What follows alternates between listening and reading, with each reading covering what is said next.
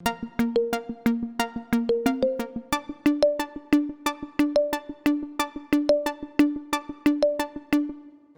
à tous. Pour l'édition 2023 du ROMA, donc on a décidé de vous présenter, enfin, dans un premier temps, quatre thématiques dans le cadre de cette présentation principale. Les recrutements et, dans un premier temps, les recrutements et l'alternance, la formation professionnelle, le télétravail et enfin les mobilités fonctionnelles. Mais dans un premier temps, nous allons voir d'abord quelques chiffres d'ordre général. Alors, nous recensons donc, pour l'année 2022 154 700 salariés au 31 décembre, soit près de 5% de salariés en plus depuis 10 ans, donc avec une croissance plus forte depuis 2019. Pour cette année, donc, nous avons eu un taux de réponse de 95%, donc, qui nous permet de dire que cette enquête est très représentative, voire exhaustive sur la branche assurance dans son ensemble. Quelques chiffres de présentation qui, pour ma part, m'ont paru remarquables et notables. Donc en 2022, nous avons 93% de salariés en CDI, une présence notable de femmes, 60%, soit moitié plus de femmes que d'hommes. Parmi les embauches, donc, nous avons 6730 alternants, mais nous reviendrons sur ce point plus tard dans notre présentation. Et enfin, par rapport au niveau de diplôme, donc on a une répartition globalement équilibrée à tous les niveaux de diplôme. Et 80% des salariés ont un niveau au moins supérieur au bac, ce qui est supérieur à la moyenne nationale. Donc je laisse la parole à Norbert et à nos invités pour réagir sur ces premiers chiffres. Merci Anthony. Effectivement, à la fois près de 80% de personnes qui sont au moins titulaires d'un bac plus 2, toutes générations confondues dans une entreprise, effectivement, c'est remarquable.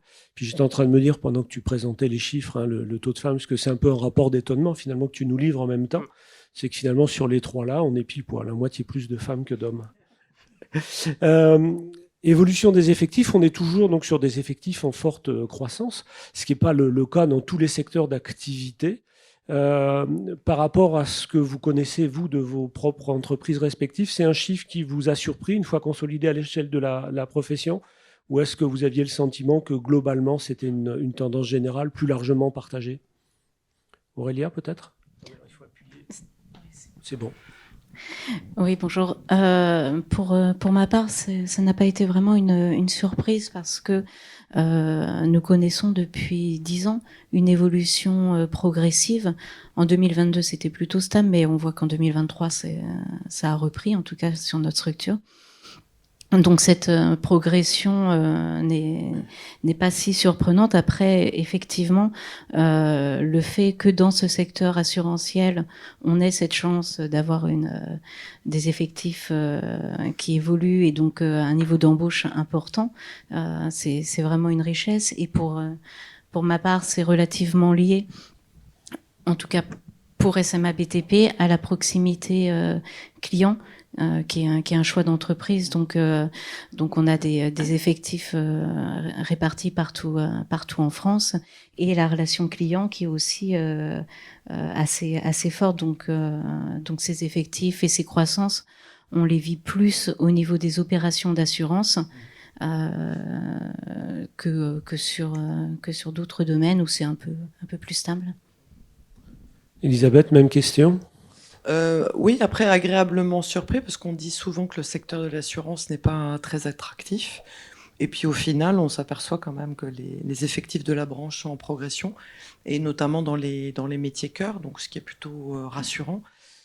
Et pour nous, côté CNP, on est dans la moyenne puisque en 2022, donc on a une croissance des effectifs de 1%, donc on est pile poil dans les clous de la branche. Voilà, avec peut-être un peu plus de variété en termes de recrutement sur l'ensemble des métiers de l'entreprise.